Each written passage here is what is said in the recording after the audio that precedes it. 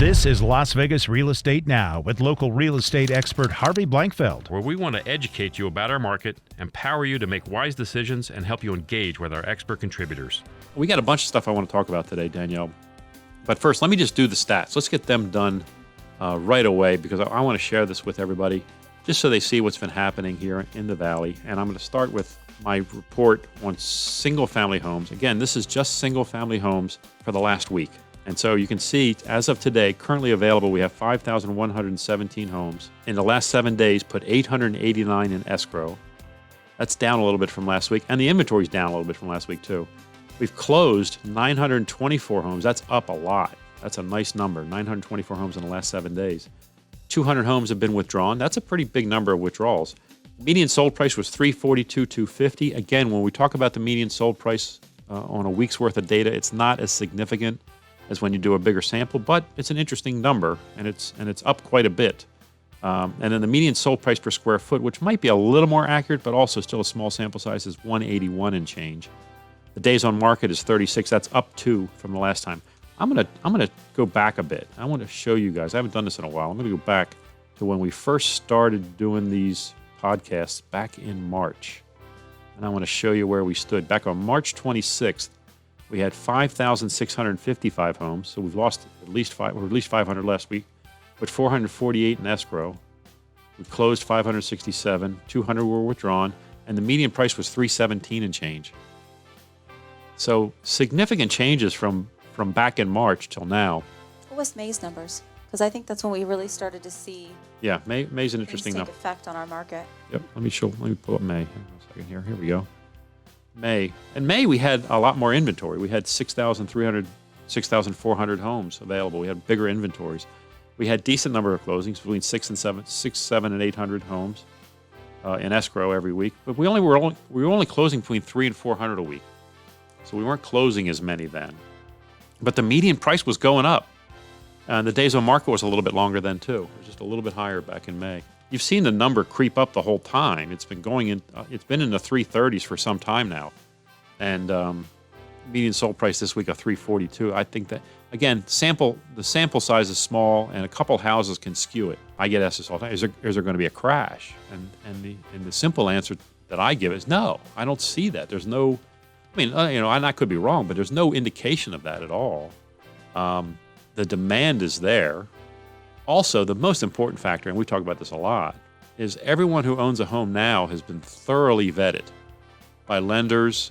They don't own the home with no money down. They don't own the home without any assets. As a matter of fact, they're vetted to the point of pain half the time because lenders are so scrutinous right now. And so it becomes a real challenge. So I would say, no, it's not there. And the prices continue to go up. Yeah, they want the blood of your firstborn child, I tell people. They do. It's crazy. There's other news this week, Danielle, and you know this. We saw earlier this week the governor came out and told us that we can start to do open houses again. Yay! With some restrictions that we're still trying to get clear on. Right. We're trying to get good news. The skinny. Our broker just sent us an email just a few hours ago telling us about some of the rules and regs, and maybe let's go through some of that stuff. But let me just while you're looking at that, I'm going to run through this article real quick. Sabrina Hudson put this in the RJ, and it just basically says that the open houses have started. She interviewed our president Tom Blanchard, and he said yay. He was like, yeah, good news for everybody. He also said that this also allows investors now to market their homes where they couldn't before because we couldn't show homes with tenants in it. So he thinks we're going to see a little more inventory come out. Which is huge. Yeah, we need it. We definitely need that. We need the inventory. We do. We need the inventory. So for me, that's not a big problem. I like that. We need the inventory. We got buyers out there looking for property. The number of available listings at the end of August declined 3.5% from July to 4,639 homes.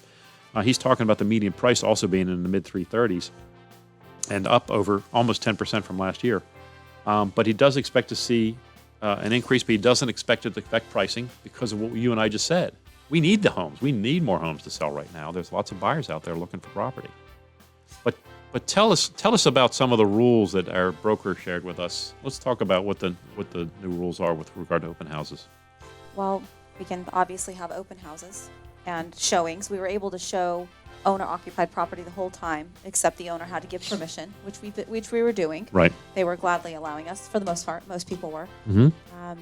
We couldn't show tenant-occupied properties or even ask, but now we're able to do that as long as the owners and the tenants that are living there are not there when we show it. Right. They can't be They present. can't be present, and then Okay. they can't be present at the open house. Not that they would be anyway. So the prospective buyer could include, because when we first read it, I thought, oh, just one buyer. What happens if it's husband and wife? Right. It's one agent showing the prospective buyer. That could be buyer and buyer's spouse, domestic partner, business partner, or family members. Right. So that it's kind of like a group. So whoever's going to be on the contract, essentially, to a certain extent, or the family members associated. Right. And you had an experience recently with a client, and I think we should talk about it as it relates to being properly qualified as a lender and earnest money. Those are two key factors in that story. So tell everyone a little bit about what happened with your listing. Well, we're going over the contract and asking what type of earnest money they want, making sure that it's a good amount, and it's amount that the earnest money isn't important until it's important, and that's when bags are packed, sellers are moved out, they're paying another mortgage payment, and then if there's no earnest money, that's going to make a buyer, perform. Right. When there's not enough earnest money and they don't care about losing it, they're not going to be, trying to rush the process and make sure that things move in accordance to close. Because we're having a struggle right now. Yeah. There are deadlines within the contract for a reason, because the seller has business to conduct beyond the sale of this house as well. It seems to me that there are brokers around town teaching their agents to encourage their buyers to ask to put in less earnest money in a transaction.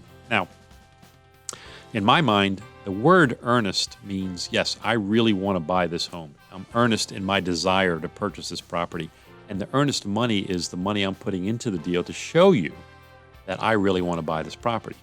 So when a seller, now I'm going to tell you, there's no rules about earnest money. There's no standard. There's nothing written down, it must be this much or it should be that much. But as a rule for me, what I've always done for my sellers is I've asked for around roughly 1.5% of the sales price, roughly. And it varies from that. It's not consistent, but roughly that kind of a number. So if I have a $300,000 house on the market, I'm probably asking for $5,000 in earnest money. That's where my head's going to be. Maybe, that's what I'm going to ask for. And when a buyer submits an offer and says they only want to put $1,000 of earnest money in, what are they telling me and my seller? They're saying, gee, we're concerned we might lose our money, so we don't want to put too much in there. That's not earnest.